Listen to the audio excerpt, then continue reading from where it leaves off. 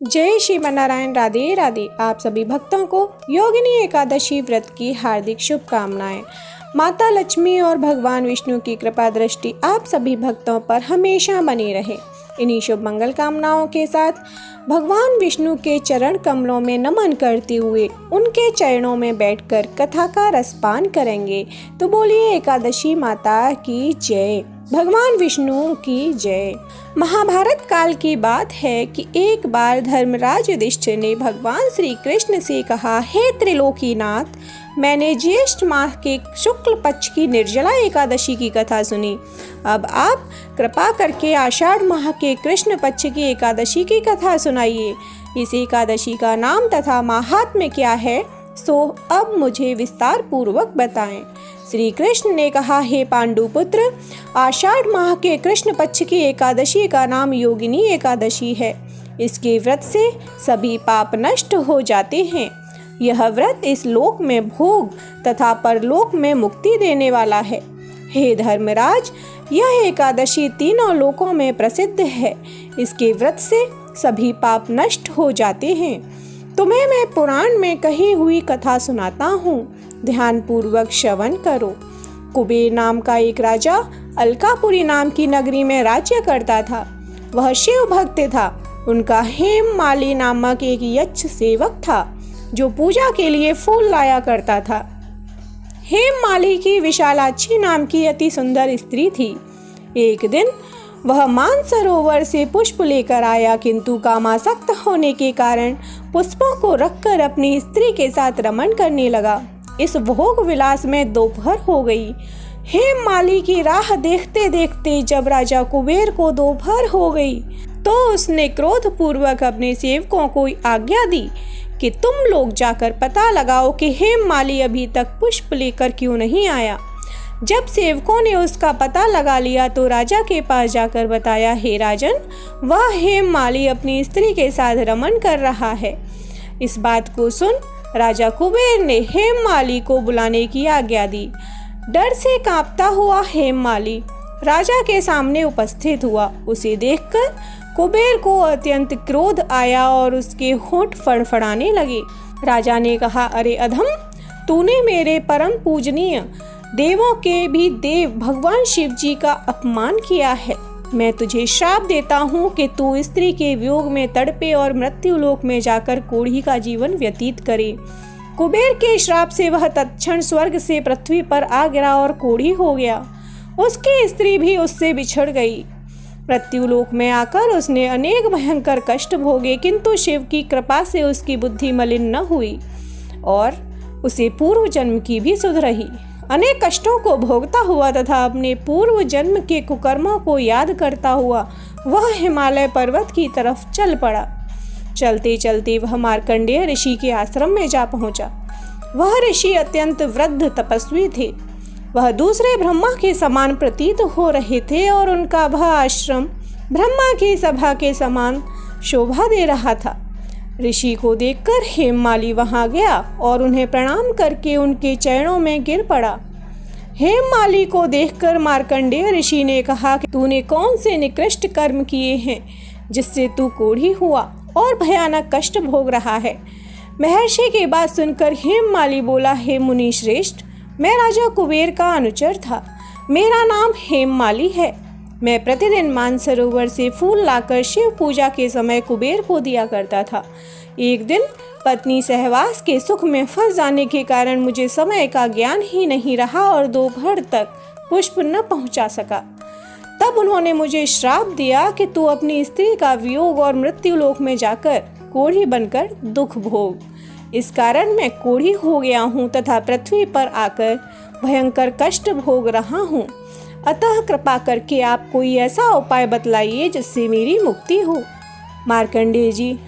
मार्कंडेय ऋषि ने कहा, हे हेममाली, तूने मेरे सम्मुख सत्य वचन कहे हैं, इसलिए मैं तेरे उद्धार के लिए एक व्रत बताता हूँ।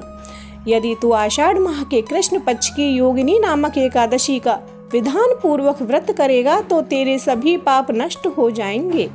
महर्षि के वचन सुन हेममाली अति प्रसन्न हुआ और उनके वचनों के अनुसार योगिनी एकादशी का विधान पूर्वक व्रत करने लगा। इस व्रत के प्रभाव से वह अपने पुराने स्वरूप में आ गया और अपनी स्त्री के साथ सुखपूर्वक रहने लगा। भगवान श्री कृष्ण ने कहा, हे राजन, इस योगिनी एकादशी की कथा का फल 88,000 ब्राह्मणों को भोजन कराने के बराबर है। इसके व्रत से सभी पाप नष्ट हो जाते हैं और अंत में मोक्ष प्राप्त करके प्राणी स्वर्ग का अधिकारी बनता है। बोलिए एकादशी माता की जय। ओम जय एकादशी माता, मैया जय एकादशी माता।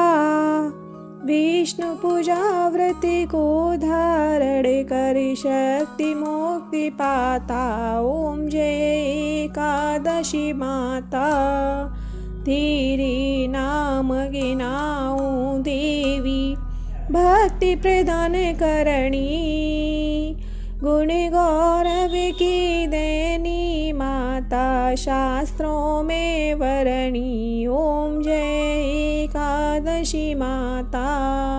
मार्गशीर्ष के कृष्ण पक्ष में उत्पन्ना होती, शुक्ल पक्ष में मोक्षदायिनी, पापों को धोती। ओम जय एकादशी माता। पौष मास के कृष्ण पक्ष की सफला नामक है, शुक्ल पक्ष में होई पुत्रदा, आनंद अधिक रहे। ओम जय एकादशी माता। रमा षठिला माघ मास में कृष्ण पक्ष आवे, शुक्ल पक्ष में जया कहावे, विजय सदा पावे। ओम जय एकादशी माता। विजया फाल्गुन कृष्ण पक्ष में शुक्लावल की, पाप मोचनी कृष्ण पक्ष में चैत्र मास बलि की। ओम जय एकादशी माता। चैत्र शुक्ल में नाम कामदा, धन देने वाली, नाम वरुथिनी कृष्ण पक्ष में वैशाख महाबली। ओम जय एकादशी माता। शुक्ल पक्ष में होए मोहिनी, अपराज्येष्ठ कृष्ण पक्षी, नाम निर्जला सब सुख करनी, शुक्ल पक्ष रखी। ओम जय एकादशी माता। योगिनी नाम आषाढ़ में जानो, कृष्ण पक्ष वरणी, देवशयनी नाम कहायो, शुक्ल पक्ष धरणी। ओम जय एकादशी माता। कामिका श्रावण मास में आवे, कृष्ण पक्ष कहिए, श्रावण शुक्ला होय पुत्रदा, आनंद से रहिए। ओम जय एकादशी माता। अजा भाद्रपद कृष्ण पक्ष की परिवर्तिनी शुक्ला, आश्विनी कृष्ण पक्ष में व्रत से भव सागर निकला। ओम जय एकादशी माता। पापांकुशा है शुक्ल पक्ष में, पापी हरण हारी, रमा मास कार्तिक में आवे, सुखदायक भारी। ओम जय एकादशी माता। देवोत्थानी शुक्ल पक्ष की, दुख नाशक मैया, लौद मास की करूं विनती, पार करो नैया। ओम जय एकादशी माता। शुक्ल लौद में होए पद्मिनी, दुख दारिद्र्य हरणी, परमा कृष्ण पक्ष में होती, जन मंगल करणी। ओम जय एकादशी माता। जो कोई आरती एकादशी की भक्ति सहित गावे। जन रघुनाथ स्वर्ग का वासा, निश्चय वह पावे। ओम जय एकादशी माता, ओम जय एकादशी माता, मैया जय एकादशी माता। विष्णु पूजा व्रति को धारण कर शक्ति मुक्ति पाता। ओम जय एकादशी माता। बोलिए एकादशी माता की जय, बोलिए विष्णु भगवान की जय।